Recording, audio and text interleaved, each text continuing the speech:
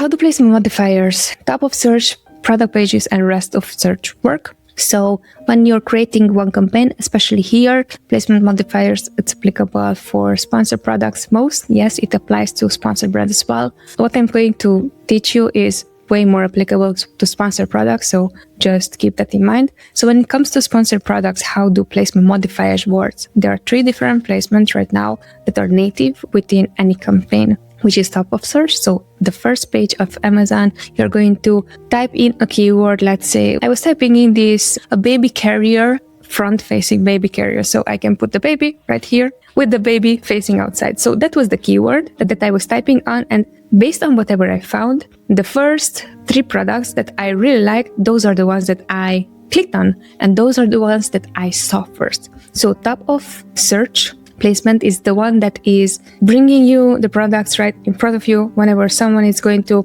type in the keyword itself, they're going to find them. Now, when it comes down to the other rest of them, it's going to be product pages. So here, just an example, say I clicked on the first product that shows on top of search. Next, I was scrolling on the product. I wanted to understand better if that product is for me or it's not, or if it is for me, when should I use it? Example, there are a few carriers that are up to from 6 months to 36, right? Our baby right now is 3+, almost 4 months. So in our case, we should not be even looking at those products. So then that was clear. Okay, so I clicked within. It was not clear within the title that this is for my baby, for the age of my baby. Then I'm going to just scout the rest. I'm going to scroll down on the page, and then other product, right in the title, they said from 3 to 6 months or from 0 to 3 months. That was a clear indicator for me that those are the products I should be checking out. So those are product pages placement. Now, when it comes down to anything that is not that, product placement or top of search placement is going to become rest of search. Really important here, again, we just learned this not long ago. We took over an account and we audited their account, and it was clear that they had placement modifiers in place. After the second week, once we deep down into, okay, what are the next things that we should be making sure that we're focusing on? What we did not notice, however, unfortunately, is that this account had multiple audiences targeted, and that's also a placement modifier. And to your question, but because you were asking how do placement modifier works, here they also had different audiences, and because it was a different management at company, we could not see what those audiences were. Hence, there were placement modifiers that are going to push for more spend if you're going to show on a specific placement. But unfortunately, it happened on our end, since we did not know that those exist, we did not even acknowledge them. So in that situation, what you can do, if this is maybe you,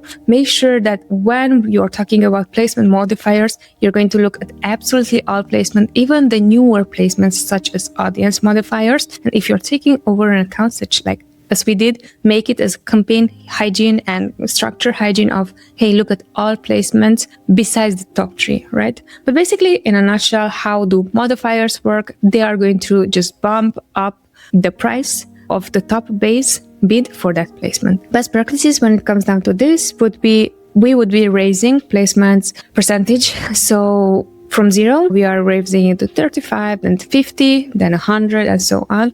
And then the second thing, what we are doing, if we have campaigns that already performed well and it's generated enough data for us, we are going to see on which placement did we had most sales at the lowest ACoS, that is closest to our break-even ACoS, and those are the placements that we're going to modify bids on, add modifiers on. Last thing about the placement modifiers, because this is also important, whenever we're creating the exact match campaigns where we want to dominate specific placement, for those one we are going to add straight out of the bed the placement modifiers. Why? Is because we want to make sure that this is exact match, we want to rank for it, we want to make sure that it's on top of search placement. Now, just because you added a placement is no guarantee from Amazon that your ad is going to show up on that placement. However, the purpose of this strategy is to taking advantage and making sure that on our end, we are making sure that we are not going to optimize a bid strategy like bidding the highest and show up there, rather than if we have the chance to